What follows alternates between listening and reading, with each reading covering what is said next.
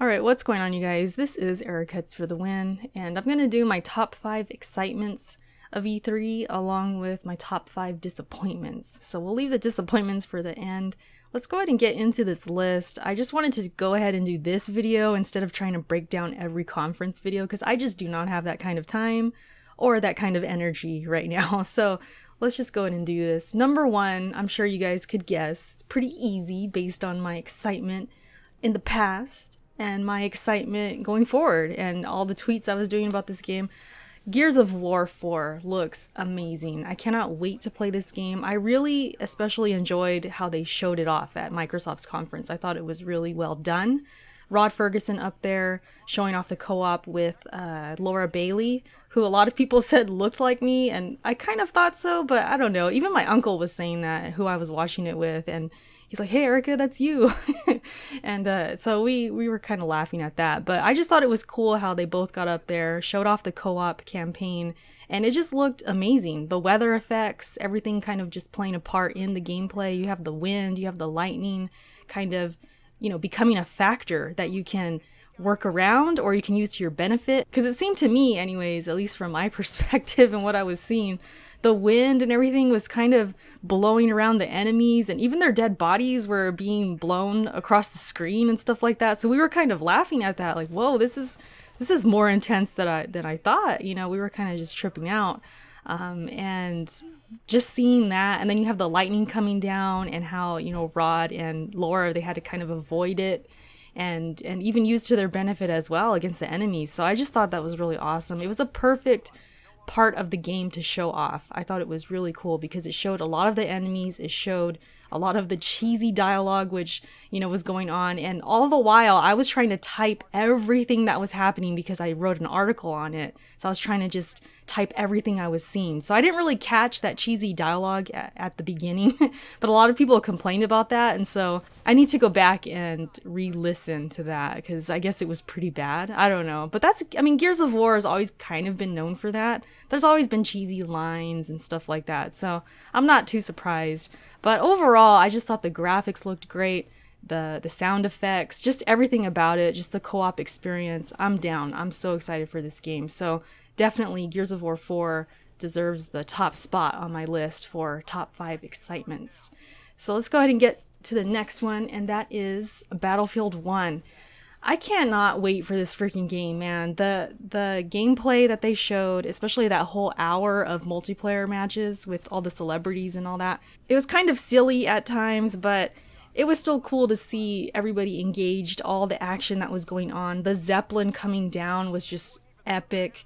So being able to see that and all the players in action with that and being able to interact with that was pretty awesome. It comes down, and after it's all done and the dust has cleared, you can go and fight in the remains of the Zeppelin, and it just affects the environment. Even when tanks shoot missiles at the ground or there's bombings from up above, it makes these craters in the earth pretty much, and like people can get in there and use it as cover. So that is just awesome to me. There's a lot of environment factors going on there and changes. You have the weather as well, which we didn't see a whole lot of during the gameplay, but I'm assuming we're going to see a lot once we're actually hands-on with the game. The weather changes, I guess, any time, and it can affect anyone's gameplay and strategies. So that's really awesome. The graphics look beautiful. And of course, this is like alpha footage and stuff that's going on. So I'm sure they're going to fix a lot of the problems, because I saw a couple videos where people were complaining about certain things, but hopefully that all gets fixed. And hopefully this is not broken when it releases. That's my number one want from this game. Just have a smooth launch. Maybe a couple server issues here and there. That's expected. But just launch as smooth as you can. DICE, please, EA, don't do this to us again. Don't have a broken game. But other than that, I'm excited, and it's just such an epic experience that I can't wait to have. I was getting chills watching some of the gameplay and the trailers and everything. I was looking at my arms and all my hairs were just standing up. I was so into it, and I'm a huge Battlefield fan. I cannot wait for this game. So Battlefield 1, number 2 on my list. I can't wait. All right, next on my list, I have God of War. I already made a video about this, how surprised I was by the new direction of this franchise. I'm so hyped for this game. Just everything about it. The graphics looked amazing, for one.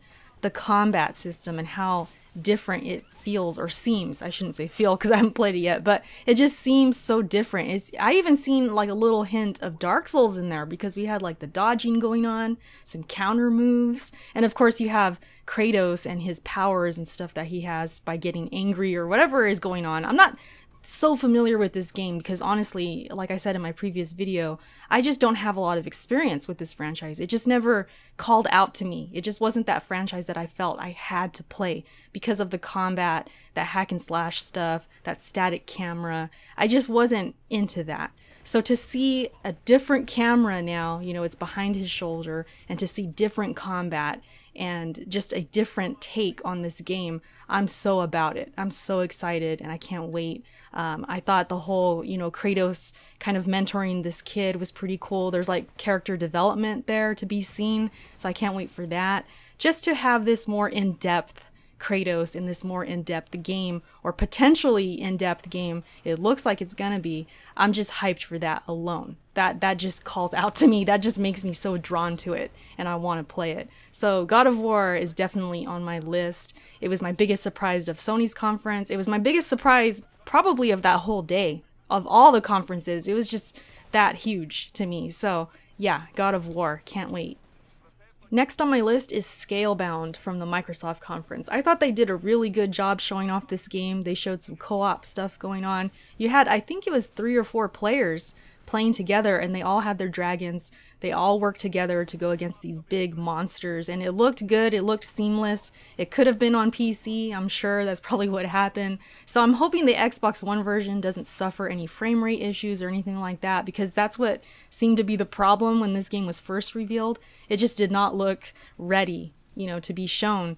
So whether I get this game on PC or Xbox One, I just hope there's no issues there. And it seems to be one of the games that's going to be cross-play, or you can play anywhere, as they're calling it now, where you can buy one game and it works on both platforms, the PC and Xbox One.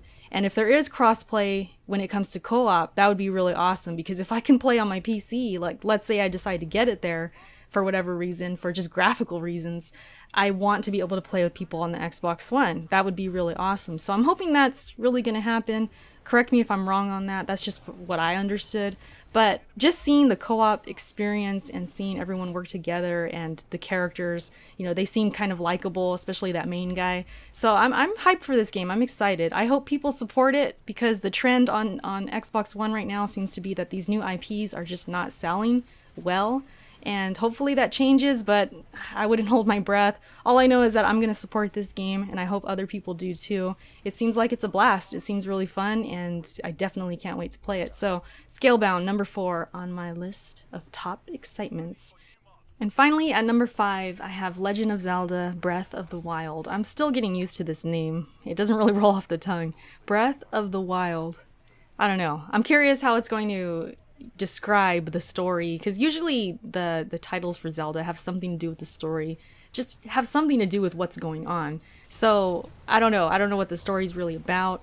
I've just seen gameplay and just Link kind of roaming around, checking out the environment. It seems like nothing's really off limits. He can climb anything now, which is pretty crazy. He could climb trees, he could climb mountains, and there's like weather stuff going on. There's RPG elements going on, more so than ever before.